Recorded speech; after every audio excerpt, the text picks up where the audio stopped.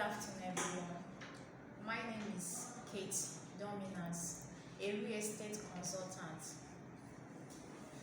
There is this case that was brought to us, and we want you to learn one or two things from it.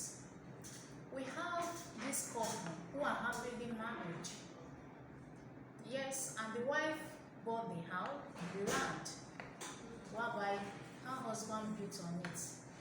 So unfortunately, the relationship goes on and they divorced. And now both couples are fighting over the ownership of that land.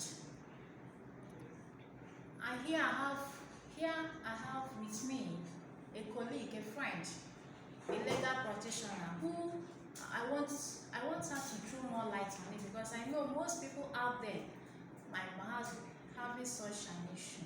So you learn one or two things for the future. Thank you, everyone. My name is Tolu. Like she said, I'm a lawyer, and by God's grace, I've had some years of experience in practice. And so we see this kind of things, every now and then. People come together at the point of getting married, and then they have some properties that they both, put money together to acquire. And at the point of, getting a divorce, the question then arises: who owns what was jointly owned by the party? Well, that's why we generally advise, as lawyers, we advise couples, whenever you want to acquire a property, there should be proper documentation. We know love is everything, but if a woman is acquiring land for herself, of course her name will be on it. And the principle of the law is settled that whoever owns the land owns whatever is on the land. So the issue is, if the woman has given her money to acquire the land, and with the understanding that the husband is going to be, they could have come up with a better document that will either spread out the names of the two of them as the co-owners of this property. And if otherwise, everybody should have known what and what. If otherwise, the wife, both of them could have agreed either to own it as trust for their children or for the sake of that marriage. But there is an issue now, because the principle of the law, like I said, is that it is the person that owns the land that owns what is on it. Even if you build a skyscraper on it, it's still the owner of the land that owns it. So if there's no understanding amongst both of them as to the ownership of the home, and this is properly documented, there will be an issue.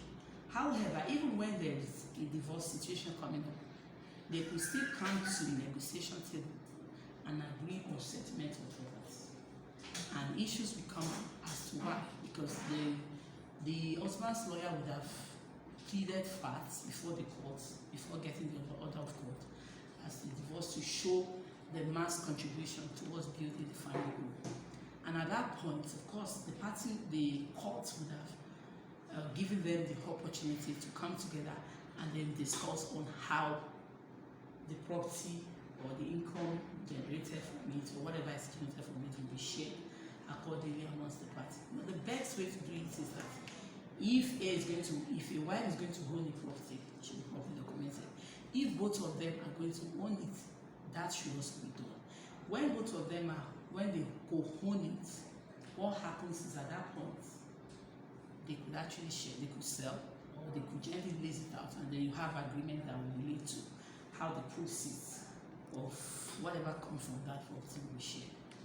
But like in this case, my advice would be that parties, even though they are in that situation, should reach a compromise. They can reach a settlement before divorce order is given. Ordinarily, there would have been a conference where these issues would have come up, and they would have agreed on how the issue will be dealt with.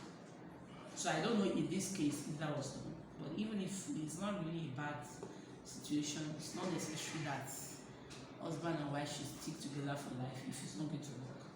But at the same time, they must be able to come to a settlement, some kind of compromise on what to do with this property.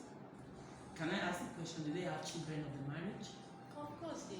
because of these children, we don't know if they need that house as a shelter, or they will want to lease out the house and then whatever they see from there to take care of the kids. So because of all these issues, I will advise that they come together and then reach a compromise.